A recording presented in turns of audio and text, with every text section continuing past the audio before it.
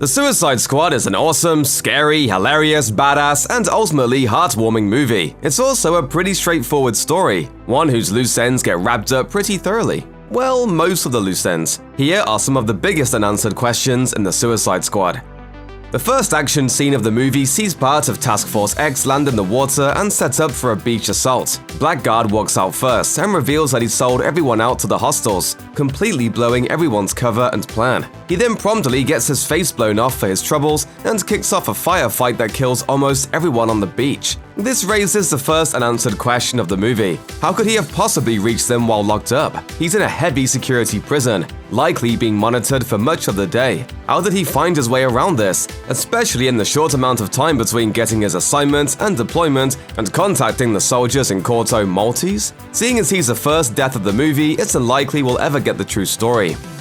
This goes hand in hand with the question of how Blackguard betrayed everyone. Though she's an expert at appearances, Amanda Waller doesn't know everything about everybody. She was, after all, completely blindsided by Bloodsport's fear of rats. I'm not shaking the rat's hand.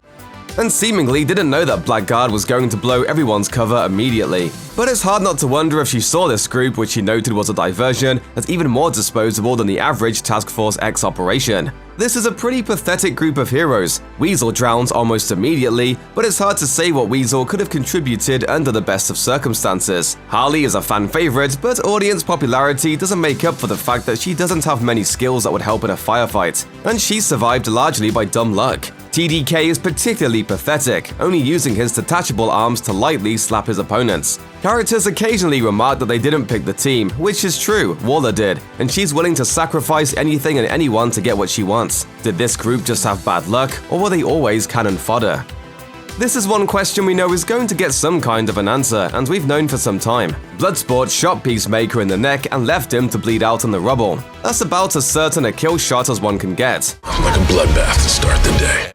Yet the post-credit scene shows Peacemaker in a hospital, and Waller's underlings saying that he'll help save the world. This is all setting up for the HBO Max Peacemaker series, so there's a near 100% chance that we'll either see or hear about his rescue and survival. Even so, a shot to the neck is a shot to the neck. He may be a fighter, but that's a hard thing to overcome, especially from one of Bloodsport's proprietary bullets. We'll just have to wait and see on this one. Either way, it just shows what wrestling fans have known for years. John Cena never gives up and recovers from injury at miraculous speed. Let's see if Peacemaker can win the Royal Rumble.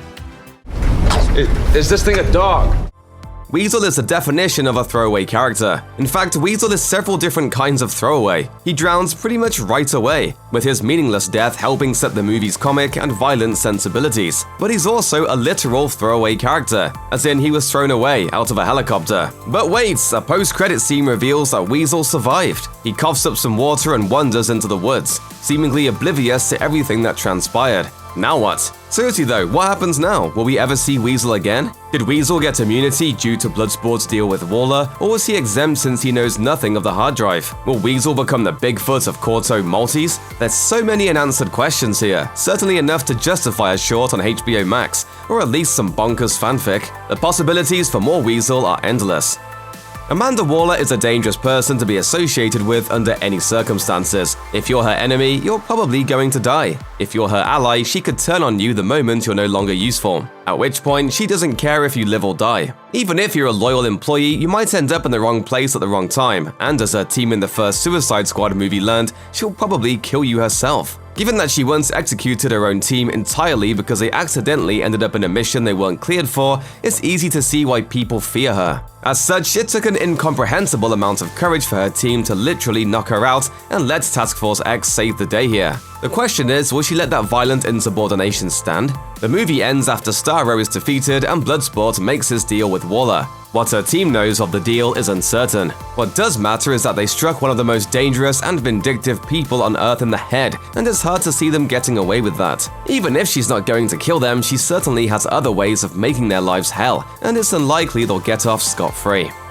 Check out one of our newest videos right here, plus even more Looper videos about your favorite summer blockbusters are coming soon. Subscribe to our YouTube channel and hit the bell so you don't miss a single one.